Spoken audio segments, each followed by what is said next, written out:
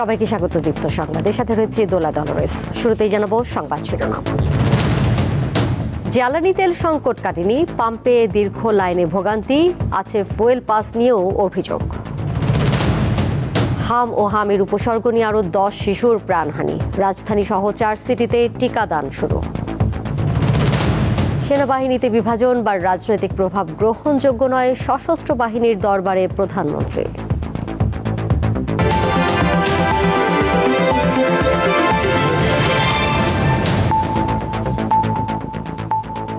জ্বালানি তেলের জন্য দীর্ঘ অপেক্ষা কবে শেষ হবে জানেন না যানবাহনের চালকরা। রাজধানীর পাম্পগুলোতে আজও ছিল আগের চিত্র, কোথাও কোথাও তেল বিক্রি বন্ধ। ফুয়েল পাস চালুর পরও সমস্যার সমাধান হচ্ছে না বলে জানান কেউ কেউ। বিজয় সরণি থেকে জিয়া উদ্যানের এই সড়কে যত দূর চোখ যায় শুধু গাড়ি আর গাড়ি। দীর্ঘ এই সারি শেষ হয়েছে প্রায় 2 কিলোমিটার দূরে তালুকদার ফিলিং স্টেশনে। রবিবার ভোর থেকে একই চিত্র রাজধানীর তেজগাঁও ট্রাস্ট ফিলিং স্টেশনের আশপাশে। এখানেও প্রায় 1.5 কিলোমিটার দীর্ঘ সারি। তেল শেষ হয়ে যাওয়ায় কেউ কেউ ঠেলে মোটরসাইকেল নিয়ে আসেন। হাঁটি নিয়ে এসছি বলতে একটু তেল আছে, 10-20 ফিটে নাটটা টানতেছে। এভাবে কিন্তু যতক্ষণ পর্যন্ত পাম্প পর্যন্ত যাওয়ার পথে এভাবে কিন্তু টানতে হবে, এই জন্য স্টার্ট দিচ্ছি না। আবার দীর্ঘ অপেক্ষার পরও চাহিদা মতো তেল মিলছে না অনেক পাম্পে। সন্ধ্যার পরে লাইন অনেক বেশি থাকে, এই জন্য আজকে ভোরে বেরোইছি, আসছি যে 2 ঘন্টায় হয়ে যাবে। আমার 9টায় অফিস, 6টায় বেরোইছি, 8টার মধ্যে হয়ে যাবে, বাট এখন 11টা বাজতে চলে, এখনো মাত্র আসলাম পাম্পে। জ্বালানি সরবরাহ ব্যবস্থা স্বচ্ছ ও আধুনিক করা এবং ফিলিং স্টেশনগুলোই শৃঙ্খলা ফেরাতে সরকার ফুয়েল পাস মোবাইল অ্যাপ চালু করে 9 এপ্রিল। কিন্তু তা নিয়েও অব্যবস্থাপনার অভিযোগ করেন অনেকে। ওয়েবসাইটে গিয়ে রেজিস্ট্রেশন করতে গেছি, দেখি সাইট আন্ডার মেনটেন্যান্স, সো কোনোভাবেই সম্ভব হচ্ছে না।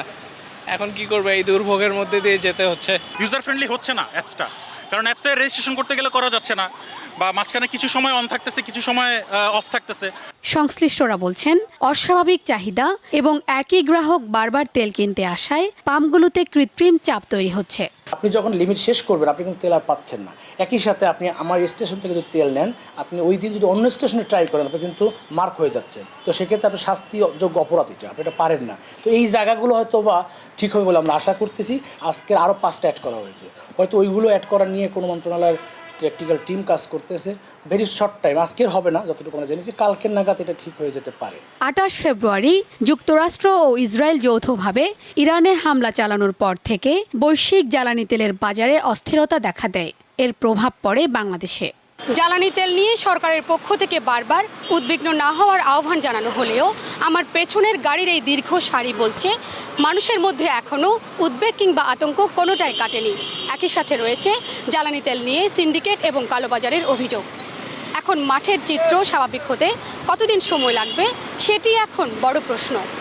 শিউলি শবনম, দীপ্ত সংবাদ, ঢাকা। হাম ও হামের উপসর্গ নিয়ে গত 24 ঘন্টায় দেশে আরও 10 শিশুর মৃত্যু হয়েছে। এর মধ্যে 4টি শিশুর হামে মৃত্যুর বিষয়টি নিশ্চিত করেছে স্বাস্থ্য অধিদপ্তর। বাকি 6টি শিশু মারা গেছে হামের উপসর্গ নিয়ে। একই সময় হামের উপসর্গ নিয়ে দেশের বিভিন্ন হাসপাতালে ভর্তি হয়েছে 762 শিশু, আর হাম শনাক্ত হয়েছে 150 জনের। রাজধানী সহ সারা দেশে বাড়ছে হামের প্রকোপ, ফলে ঢাকার হাসপাতালগুলোতে বাড়ছে রোগীর চাপ। 15 মার্চ থেকে এপ্রিলের প্রথম সপ্তাহ পর্যন্ত হাম ও এর উপসর্গ নিয়ে মারা গেছে 1.5 শতাধিক শিশু। পাশাপাশি রাজধানীর মহাখালীর সংক্রামক ব্যাধি হাসপাতাল ও বাংলাদেশ শিশু হাসপাতালে প্রতিদিন ভর্তি হচ্ছে রোগী। হঠাৎ রোগী বেড়ে যাওয়ায় অনেক হাসপাতালে শয্যা সংকট দেখা দিয়েছে। অতিরিক্ত রোগীর চাপে হিমশিম খেতে হচ্ছে স্বাস্থ্যকর্মীদের। তবে স্বস্তির খবর, ধীরে ধীরে অনেক শিশু সুস্থ হয়ে উঠছে বলে জানিয়েছে স্বজনেরা। কালকে লাইভ করছে না, চোখ মেলছে না, সারাদিন ঘুমাইছিল, লা করছে না, কোনো কিছু করে নাই। আজকে অনেক সুস্থ। কালকে পুরো শরীর কালো দাগ পড়ে একেবারে অবস্থা খারাপ ছিল। এখন আল্লাহর রহমতে একটু ভালো আছে। এখানে চিকিৎসা নেওয়ার পরে আলহামদুলিল্লাহ এখন ভালো আছে। আমাদেরকে আজকে ছুটি দিছে। তবে কেউ কেউ সুস্থ হয়ে বাড়ি ফিরে আবার নতুন উপসর্গ নিয়ে ভর্তি হচ্ছে হাসপাতালে। বাচ্চারা নিয়ে বাসায় গেছি গত বৃহস্পতিবারে, যাওয়ার পরে বাচ্চারা আবার যে হাম হয়েছে, জ্বর বেড়ে গেছে, শ্বাসকষ্ট বেড়ে গেছে, পরে আবার আইসা ভর্তি হয়েছে আর কি। ভালোই ছিল, কিন্তু কালকে ওর জ্বর আসছে, আবার হঠাৎ করে একটু কাশি দিতেছে, আবার ব্লাড ইনফেকশন, ইউরিন ইনফেকশন আছে, কিন্তু হাম চলে যাওয়ার পরে ওই সমস্যাগুলা পুরোপুরি যায় না। চিকিৎসকেরা বলছেন বাড়ি ফেরার পর রোগ প্রতিরোধ ক্ষমতা বাড়াতে শিশুর প্রতি বিশেষ যত্ন নিতে হবে। আক্রান্ত হওয়ার পরেও সে ভালো হয়ে গেল, ভালো হওয়ার পরেও কিন্তু তার ইমিউনিটি ফিরতে মোটামুটি 2-3 সপ্তাহ লেগে যায়। আর এর ইমিউনিটিকে বুস্ট আপ করার জন্য আমরা একটু ভালো খেতে বলি, মানে হাই প্রোটিন ডায়েট খেতে বলি, পানি খাবে, রেস্টে থাকবে, যাতে করে তার খুব দ্রুত এই জিনিসটা রিকভারি। বাড়িতে হাম আক্রান্ত শিশু থাকলে তাকে আলাদা রাখার পাশাপাশি 6 মাস হলেই শিশুকে হামের টিকার আওতায় আনার পরামর্শ দিয়েছেন চিকিৎসকেরা। আমরা এই প্রাদুর্ভাবকে মোকাবেলা করার। স্বস্তিকা সিংহ, দীপ্ত সংবাদ, ঢাকা। ঢাকা উত্তর ও দক্ষিণ সিটি এবং ময়মনসিংহ ও বরিশাল সিটিতে আজ শুরু হয়েছে হামের টিকাদান কর্মসূচি। রাজধানীতে এই কর্মসূচির উদ্বোধন করে স্বাস্থ্য ও পরিবার কল্যাণমন্ত্রী সরদার মোহাম্মদ সাখাওয়াত হোসেন জানিয়েছেন, দেশে হাম পরিস্থিতি নিয়ন্ত্রণের দিকে যাচ্ছে, কমছে সংক্রমণের প্রবণতা। দেশের সর্বত্র শিশুরা এখন হাম ও হামের উপসর্গে আক্রান্ত হচ্ছে। টিকাদানে বিঘ্ন ঘটায় এই অবস্থার সৃষ্টি হয়েছে বলে মনে করছেন বিশেষজ্ঞরা। এখন পর্যন্ত মৃত্যু হয়েছে অন্তত 145 জন শিশুর।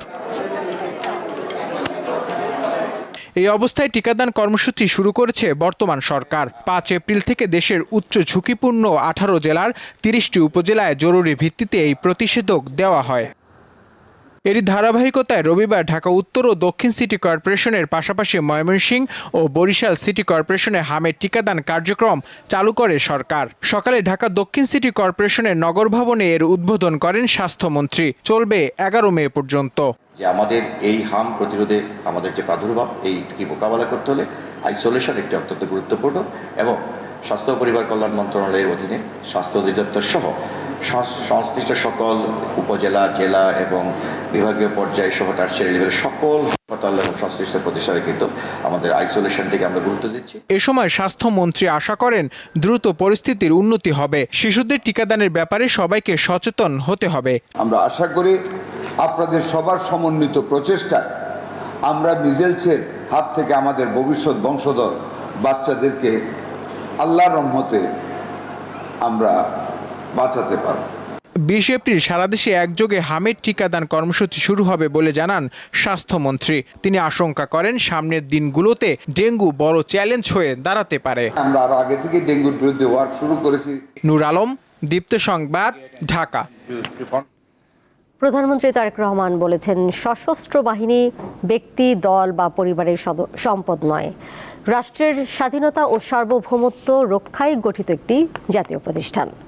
সকালে ঢাকা সেনানিবাসে সশস্ত্র বাহিনীর দরবারে প্রধানমন্ত্রী আরও বলেন, সেনাবাহিনীর মূল দায়িত্ব দেশের নিরাপত্তা ও সার্বভৌমত্ব রক্ষা করা। এই দায়িত্ব পালনে কোনো ধরনের রাজনৈতিক প্রভাব বা বিভাজন গ্রহণযোগ্য নয়। তারেক রহমান বলেন, অতীতে নানা ঘটনা ও কর্মকাণ্ডে সেনাবাহিনীকে দুর্বল ও বিতর্কিত করার চেষ্টা করা হয়েছে। পিলখানা হত্যাকাণ্ড প্রসঙ্গে তিনি বলেন, ওই ঘটনার মাধ্যমে সেনাবাহিনীকে ক্ষতিগ্রস্ত করা হয়েছিল। পিলখানায় বিডিআর সদর দপ্তরে সংগঠিত বেদনা বিধুর অধ্যায় আজও আমাদের হৃদয় এক গভীর ক্ষত হিসাবে রক্তক্ষরণ ঘটায়।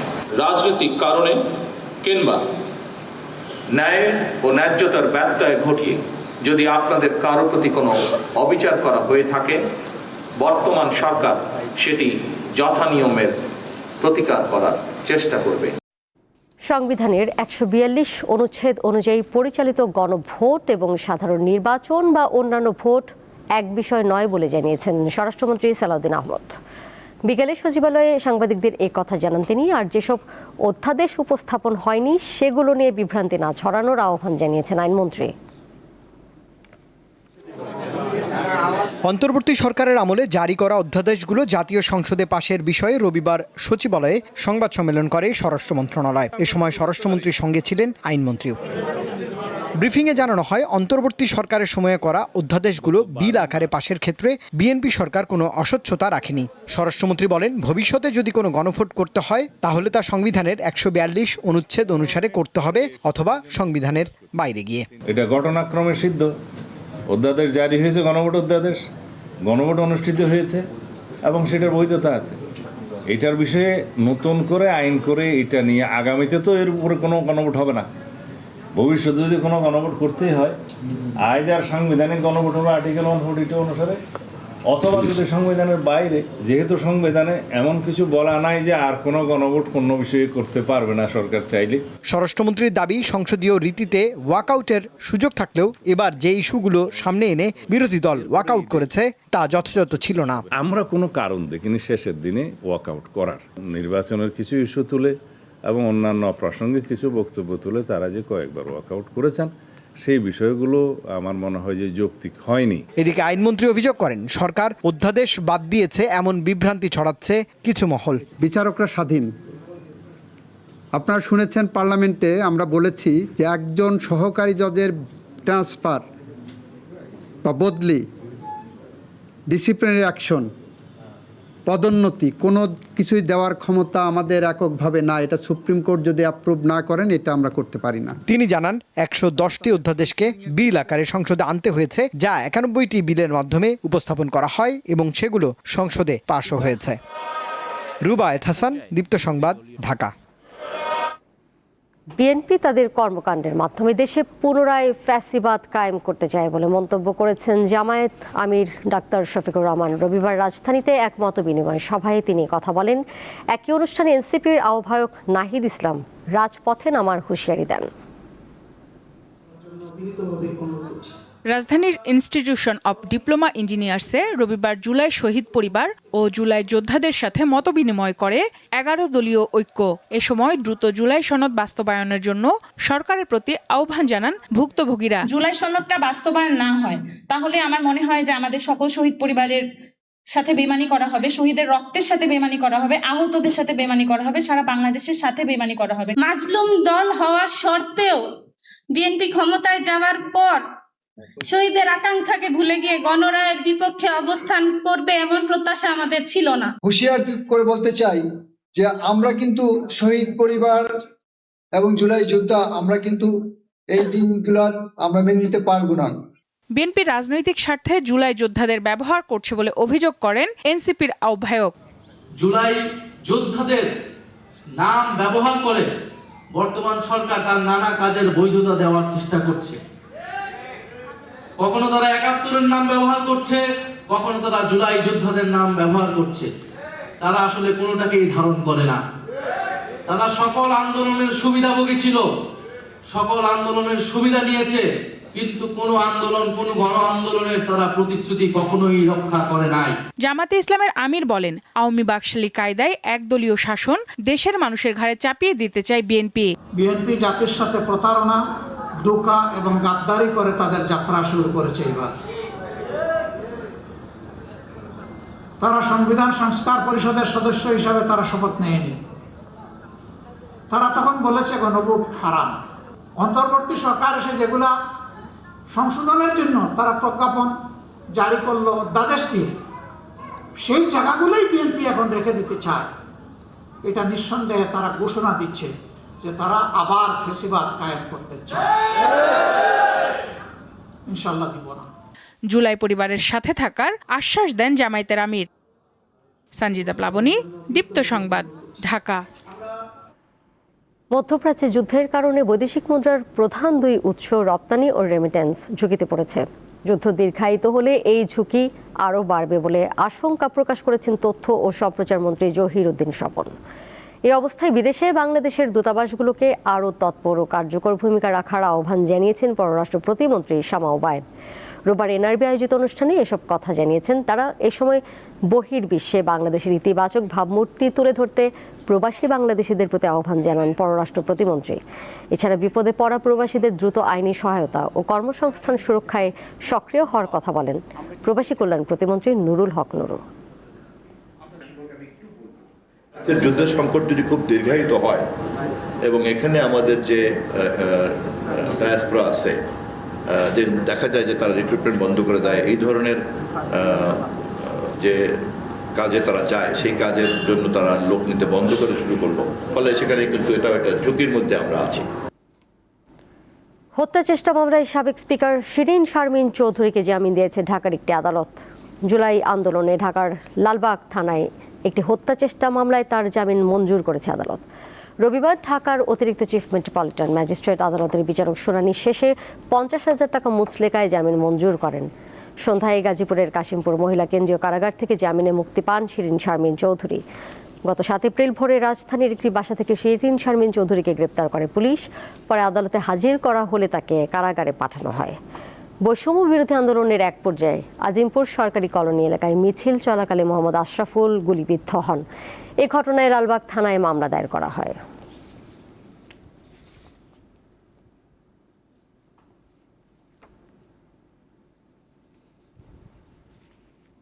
বাংলা নববর্ষ উদযাপন ঘিরে কোনো নিরাপত্তা হুমকি দেখছেন না ঢাকা মহানগর পুলিশের ভারপ্রাপ্ত কমিশনার মোহাম্মদ সরোয়ার। রোববার রমনার বটমূলে পহেলা বৈশাখের অনুষ্ঠান স্থলের নিরাপত্তা ব্যবস্থা পরিদর্শনে গিয়ে তিনি কথা জানান। আপনাদের নিরাপত্তার স্বার্থে তল্লাশি কাজে আইন শৃঙ্খলা রক্ষাকারী বাহিনীর সদস্যদের সহায়তা করবেন। অনুষ্ঠানস্থলে কোনো প্রকার মুখোশ, ব্যাগ, ধারালো বস্তু বা দাহ্য পদার্থ নিয়ে আসা যাবে না। নির্ধারিত সময়ের মধ্যে অনুষ্ঠান শেষ করতে হবে। অনুষ্ঠানস্থল ত্যাগ করতে হবে আপনাদের নির্ধারিত সময়ের পরে।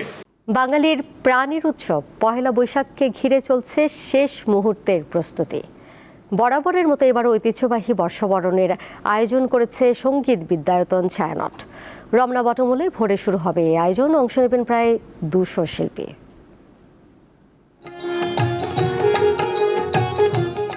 আর একদিন পরই বাঙালি বরণ করে নেবে বাংলা নববর্ষ 1433। প্রতিবারের মতো এবারও রাজধানীর রমনা বটমূলে হবে সাংস্কৃতিক সংগঠন ছায়ানটের বর্ষবরণ অনুষ্ঠান। পরিষদে কিছু পায় কিনা সেটা কিন্তু রবিবার বিকালে ছায়ানট সংস্কৃতি ভবনের মিলনায়তনে সংবাদ সম্মেলনে বিস্তারিত তুলে ধরা হয়। 2 ঘন্টার অনুষ্ঠানে থাকবে প্রকৃতি, দেশপ্রেম ও লোকজ জীবনের গান। বিগত বছরের সব প্রতিকূল আবর্জনা দূর করে আমরা হতে চাই আরো মানবমুখী। নতুন বছর বাঙালিকে সে শক্তি যোগাক।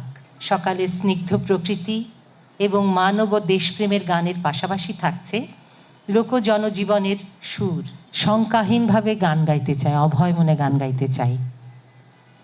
শঙ্কা থাকলেও আছি, না থাকলেও আমরা গাইবই।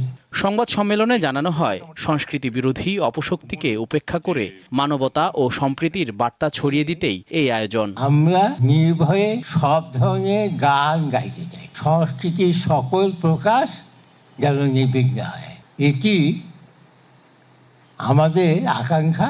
আয়োজকরা জানান, বিশ্বজুড়ে অস্থিরতা ও সংঘাত নয়, তারা চান শান্তি, সংহতি আর মানবিক পৃথিবী। অনুষ্ঠানটি একযোগে সম্প্রচার করবে বাংলাদেশ টেলিভিশন ও দীপ্ত টিভি। জরুল মোহসান, দীপ্ত সংবাদ, ঢাকা। পাকিস্তান সুপার লিগে খেলা বাংলাদেশের 2 পেসার শরীফুল ইসলাম ও নাহিদ রানার জন্য দেওয়া অনাপত্তিপত্রের মেয়াদ 1 দিন বাড়িয়েছে বিসিবি। পেশোয়ার জালমি ফ্র্যাঞ্চাইজি ও পাকিস্তান ক্রিকেট বোর্ডের অনুরোধে এই সিদ্ধান্ত নেওয়া হয়। এর আগে 12 এপ্রিল পর্যন্ত বাংলাদেশি সব ক্রিকেটারকে পিএসএল খেলার জন্য অনাপত্তিপত্র দিয়েছিল বিসিবি। তবে আগামীকাল পেশোয়ার জালমির ম্যাচ থাকায় এই দুজনকে আরেকদিন পাওয়ার আশায় বিসিবিকে অনুরোধ করে পিসিবি। তাতে সাড়া দিল বাংলাদেশ ক্রিকেটের অভিভাবক সংস্থাটি। 14 এপ্রিল দেশে ফিরে জাতীয় দলের ক্যাম্পে যোগ দেবেন রানা ও শরীফুল। এদিকে 21 এপ্রিল পর্যন্ত অনাপত্তিপত্র থাকলেও চোট পেয়ে দেশে ফিরেছেন পারভেজ হোসেন ইমন।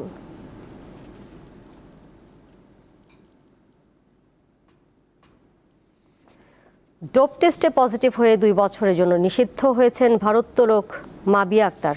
2016 ও 2019 সালের এসএ গেমসের স্বর্ণজয়ী এই ক্রীড়াবিদকে আন্তর্জাতিক ও ঘরোয়া সব প্রতিযোগিতা থেকে নিষেধাজ্ঞা দিয়েছে ওয়ার্ল্ড অ্যান্টি ডোপিং এজেন্সি। নভেম্বরের ইসলামিক সলিডারিটি গেমসের আগে ঢাকায় নেওয়া তার নমুনা পরীক্ষায় নিষিদ্ধ উপাদান পাওয়া যায় বলে জানায় সংশ্লিষ্ট কর্তৃপক্ষ। তবে মাবিয়া দাবি করছেন তিনি পায়ের ব্যথার জন্য চিকিৎসকের প্রেসক্রিপশন অনুযায়ী ওষুধ সেবন করেছিলেন, যে ডোপিং তালিকায় থাকা উপাদানের সঙ্গে সম্পর্কিত। 2012 সালে জাতীয় দলে ক্যারিয়ার শুরু করা মাবিয়ার ঝুলিতে আছে আন্তর্জাতিক 5টি স্বর্ণ।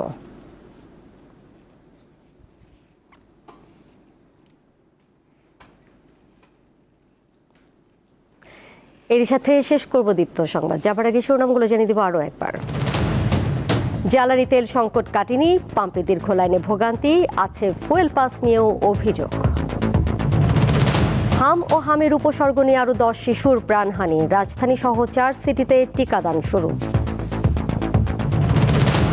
সেনাবাহিনীতে বিভাজন বা রাজনৈতিক প্রভাব গ্রহণযোগ্য নয়, সশস্ত্র বাহিনীর দরবারে প্রধানমন্ত্রী।